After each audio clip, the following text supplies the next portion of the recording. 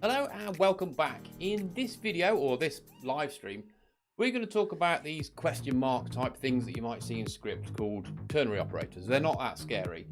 So stick around and let's see what they do.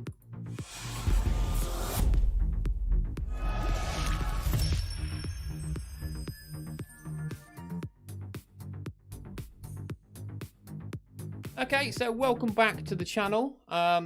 If you've not been here before, then appreciate you stopping by. This is another live stream I'm doing. I'm trying out live streams, so, you know, be kind. I think this is my third one that I'm doing.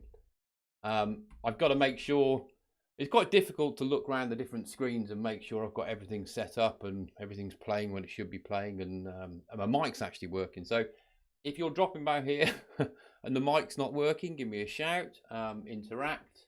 It'd be quite useful, because weirdly actually this is more nerve-wracking than when I do a podcast, because at least I've got someone to help me out there, right? Anyway, right, let's look at ternary operators. So I'm going to hop into the ServiceNow. So let's just move over to this one. We'll give you this one. This is branding again. This is just me playing. I'm going to move my head around different screens. So on different videos that I've done before, I mentioned that I use background scripts, and this is something that I want people to start understanding. Is it's okay to use background scripts when you're playing around, right? This is my PDI. Yes, it took me about 2 weeks to get, or a bit longer. But use background scripts to play around, right? To get yourself more comfortable with things, right? If you haven't put a system into a endless while loop and have to call ServiceNow to get you out of it, PDI by the way, you haven't lived. Anyway, right, so let's just quickly write some script, right? So let's just do record, right? Let's just write a glide query. So what we might have seen before in ServiceNow, so in different scripts that you might have been poking around, you'll see this question mark pop up in scripts. And it looks quite daunting when you first see it, right? It usually occurs on one line. It'll look something like, go into detail a bit, it'll look something like x equals y, and it'll be something like true and false. It'll look something like that, right? And that looks like something you might do in maths when you're in secondary school or high school if you're in the US. And it looks quite daunting. You've just got your head around like if-else statements and switch statements and all that kind of stuff. And this looks quite daunting. So this is what we're going to go through today. So I'm just going to write a glide record query, something really simple. I'm going to apply an if-else, and I'm going to show you how we can use the, it's called the ternary operator, I think, right? But who cares, to be fair? As long as you understand what it is and you can use it in the right way, I don't think it matters. Certainly doesn't for me anyway. So anyway, so let's write, I don't know. I've got a clue what to write here. Okay, short description. Short description is, we'll say test, right? Because I'm going to go and change it anyway. grInc. And it's always a good idea to give your variable, so I've grInc, a decent name rather than gr. Just saying. So we'll say if grInc next. So we're going to get one, because I'm going to make sure we get one, and then we're going to say if, I don't know, grInc state equals something. We'll put in something in a minute. Do that. Else, else do something else, right? So let's just go into an instant record. I've got to be fast. Uppercase list is a good one as well, if you didn't know that one. I'm sorry, that's my breakfast. Yeah, uppercase list will punch you out into a new tab. So anyway, so we pick this one. No, we won't. What should we do? ATF test. That'll do. I'll pick that incident. I'm just going to change the short description to test. We're just literally bodging a scenario that we know will work when we use the background script. Could have done this earlier. But it's not all roses here, people. The kids have to get ready to go to school. We have to do that first. Right, okay, so that's test. We'll put that there. Okay, and we go if state is, what's that? 3. Oh, no, state 1.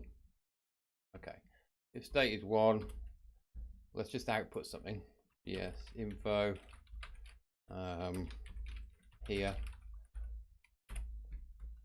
And if it's not, GS info there. Yeah, okay, so that's my debugging. Right, okay, so what have we done?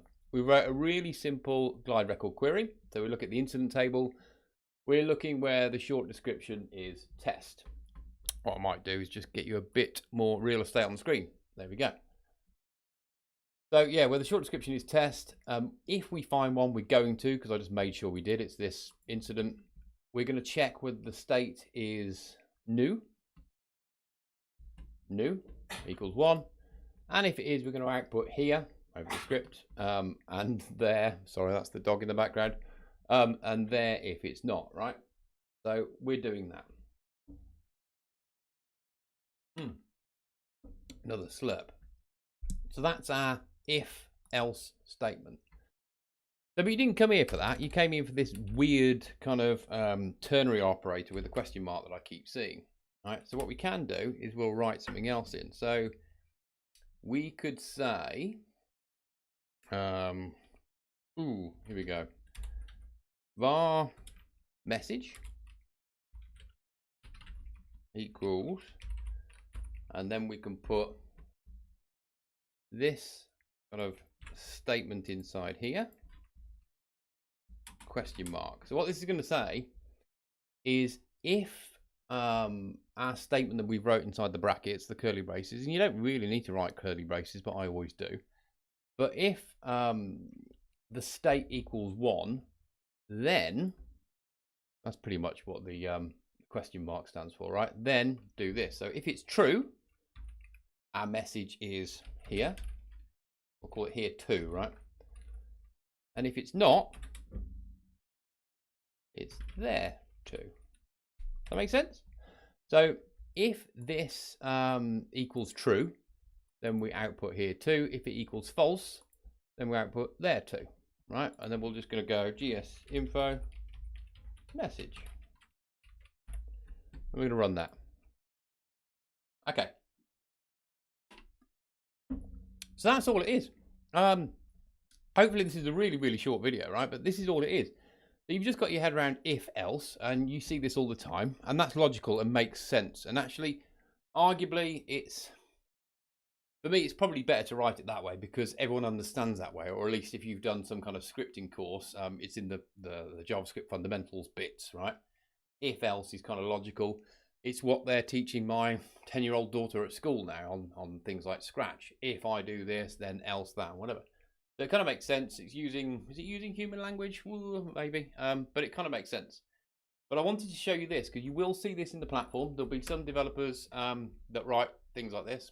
Maybe me. Well, could be. You might have seen it, and I don't want people to be scared of this because the first time I saw it, I thought, what the hell's this? But it's quite simple. You've got your statement that you want to evaluate there. If that is true, then output the thing straight after the question mark. If it's false, then do it after the colon or the semicolon, whatever that one is. But true, false, and it gives you kind of the same output of if else. You can do things like calling functions from in there as well. You can get quite clever with it. Anyway, this is a short video. Anyone that's rocked up to kind of support the live stream, I really much appreciate it. It's something I want to do more of, and I want to get more comfortable doing it, which is why I'm going to do these little short ones, right? Just to get a bit more practice, because it is quite nerve-wracking, this whole live stream thing, and I don't know why, right? I'm not entirely sure. Let me just move that. I'm not entirely sure why this is nerve-wracking. I do presentations at work. I do demos at work. I do podcasts with James. I don't know why this is a bit different, but I'm going to try and get used to it anyway. So thanks for sticking with us, or with me. What I did want to say is we've got James and I, we do a podcast, the Service Ducks podcast. If you haven't heard it yet, check it out. It's on Spotify, Apple, all the other podcasty type things. We're going to hopefully do a live podcast with someone. We've got to do the draw this week with someone that's out at Knowledge 23. I unfortunately can't go. James can't go. But we want to get people as included as much as we possibly can, right? So we're going to hopefully do a live stream podcast, technology pending, where we discuss, what's going on over there. Hopefully a bit of fun going on, and find out what's going on and try and just include us all.